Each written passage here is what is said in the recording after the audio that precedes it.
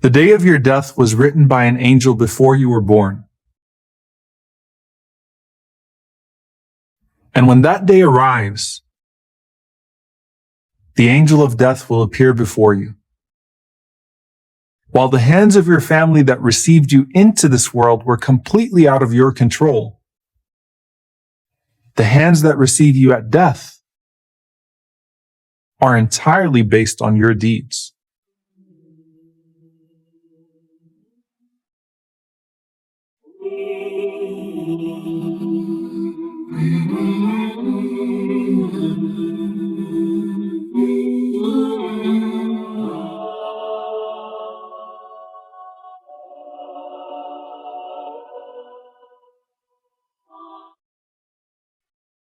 The day of your death is a day in which you'll feel like you're caught between two realms. Do you have some sort of a feeling as a believer that life is about to come to an end? Some people do get a premonition of their death. In fact, if you look through our tradition, you find multiple dreams of righteous people right before they passed away. None so more beautiful than the dream of Uthman radiallahu ta'ala anhu, who goes to sleep with the intention to fast and sees the Prophet sallallahu alaihi wasallam and Abu Bakr and Umar, may Allah be pleased with them, in his dream. And the Prophet sallallahu alaihi wasallam comforts Uthman radiallahu ta'ala anhu and tells him, "You will break your fast with us tomorrow, O Uthman." You also have the dream of Abdullah ibn Haram, the father of Jabir, may Allah be pleased with them both. And Abdullah ibn Haram wakes up on the day of Uhud and he says to Jabir, "O Jabir, I have a feeling like I'm going to die today. And in fact, I feel like I'm going to be the first one that's going to be killed in Uhud." And indeed, subhanallah, Abdullah ibn Haram was the first shaheed of the Battle of Uhud. Something very recently, the people of Gaza. Many people don't know that thousands of people in Gaza had a dream before the genocide started, in which they saw themselves passing away.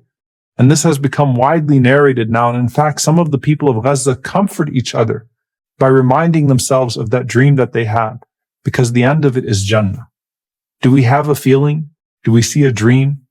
Sometimes it is just a feeling, like a believer's intuition.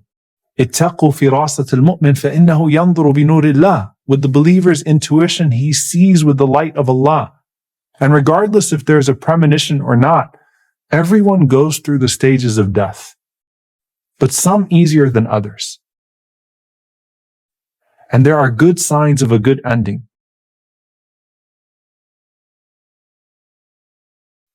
If Allah led you in your last days to give charity, to pray, to read Quran, to be of a cheerful spirit, all of this is a sign of a good ending.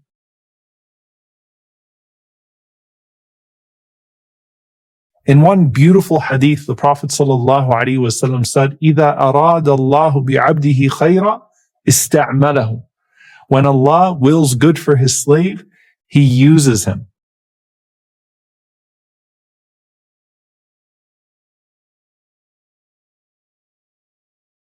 So the companion said, Ya Rasulullah, كَيْفَ يَسْتَعْمِلُهُ? How does Allah use him? And the Prophet ﷺ said, يُوَفِّقُهُ لِعَمَلٍ صَالِحٍ قَبْلَ مَوْتِهِ. He gives him the ability to do a good deed right before he dies. In another narration, the Prophet ﷺ said, إِذَا أَرَادَ اللَّهُ بِعَبْدِهِ خَيْرٍ عَسَلَهُ. When Allah wills good for his slave, he sweetens him. And they said, Ya Rasulullah, how does Allah sweeten his slave? And he said, يَفْتَحُ اللَّهُ عَزَّ وَجَلَّ لَهُ عَمَلًا صَالِحًا قَبْلَ مَوْتِهِ ثُمَّ يَقْبِضُهُ عَلَيْهِ. Allah guides him to do a righteous deed right before he dies. And then he takes his soul while he's in that state.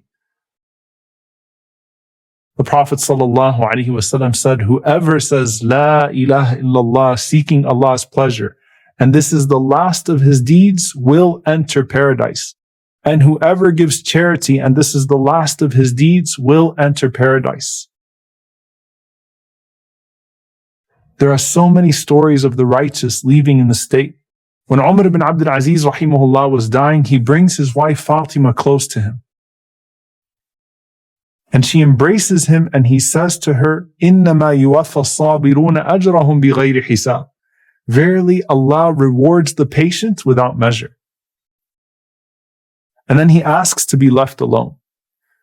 And so Fatima and the children leave the room of Umar, and they start to peek through the crack of the door. And they said that a light entered into the room. And the face of Umar lit up. And he said, Marhaban bihadihi al-wujuh, laysat biwujuhi insin wala jan.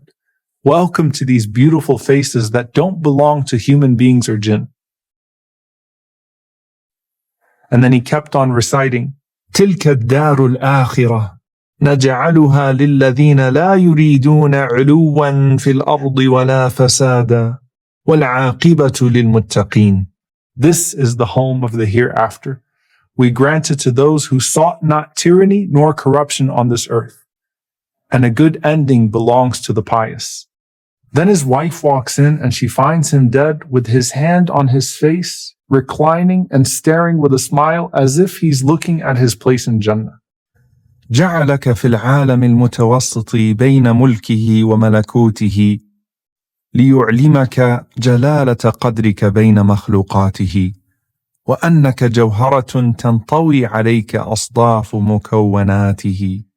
He placed you in the middle realm between his physical world and his metaphysical world to inform you of the loftiness of your rank among his creatures.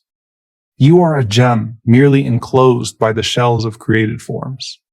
When you entered into this world, you saw people laughing while you cried. Now it's your turn to leave this world laughing while everyone else cries. It was adhan without salah when you came in, and it's salah without adhan as you leave to indicate that your entire life was as short as the time between adhan and salah. And now Allah is calling you home. Out of the mercy of Allah, He made almost every cause of death a sign of a good death for the believer, even the ones that seem so difficult for us to witness. Uttering the shahada, dying while doing a righteous deed, dying in a fire, or dying by drowning, dying in a plague, or dying by stomach disease, dying from a lung disease, or being crushed, or perhaps dying in a car accident, dying on a Friday, dying defending your life, dying defending your wealth, dying defending your religion, dying during pregnancy, dying during childbirth. All of these are signs of a righteous ending for the believer, as ugly as they can look on the outside. And as ugly as death can be in how it manifests to those of us still stuck in this realm, the beauty is found in where the soul sees itself going. And it's all in the blink of an eye. When you reach the height of life, He told you, وَلَا تَمُدَّنَّ عَيْنَيْكَ إِلَى مَا مَتَّعْنَا بِهِ أَزْوَاجًا مِّنْهُمْ. He told you not to strain your eyes towards what pleasures He's allowed some of them to enjoy. And He told you that it would be said to them one day, لَقَدْ كُنْتَ فِي غَفْلَةٍ مِّنْ هَذَا فَكَشَفْنَا عَنْكَ غِطَاءَكَ فَبَصَرُكَ الْيَوْمَ حَدِيدٌ. That you were totally heedless of this reality, but we removed the veil from you. And today your vision is sharp. With your eyes, you now see angels descending as light approaches. And they sit all the way at the end of your horizon as the angel of death comes near. With your eyes, you see the people you love bidding you farewell. With your eyes, you see the hospital bedsheets turning into a kafan, your shroud of death. With your eyes, you see yourself trapped in a body being carried, and now the soul is to be carried. With your eyes, you see that instead of medicine being injected into your body, the medicine is the ejection of your soul from your body. With your eyes, you see your soul leaving your body, never to return to it again. The moment of death comes, and the soul is removed. Your vision is blurred. The voices from the world become quieter, and a new perception comes that is straight from your soul. Before you even have time to experience the extreme trepidation of leaving this world, the angels descend upon you saying, "Don't be afraid." And before you can grieve your past and the people that are about to become your past, the angels say, "Don't grieve." And before you can even think of where you may be going, وَأَبْشِرُوا بِالْجَنَّةِ الَّتِي كُنْتُمْ تُوعَدُونَ. Glad tidings of paradise, just as you were promised. Your body becomes still. You've lost the ability to move your limbs. Your soul rises through your throat. And just like that, you've moved into another world. What you are returning to is better than what you are leaving behind. And the reward for those who grieve you is even better than when they had you. Inna lillahi wa inna ilayhi raji'un. To Allah we belong, and to Him we all return.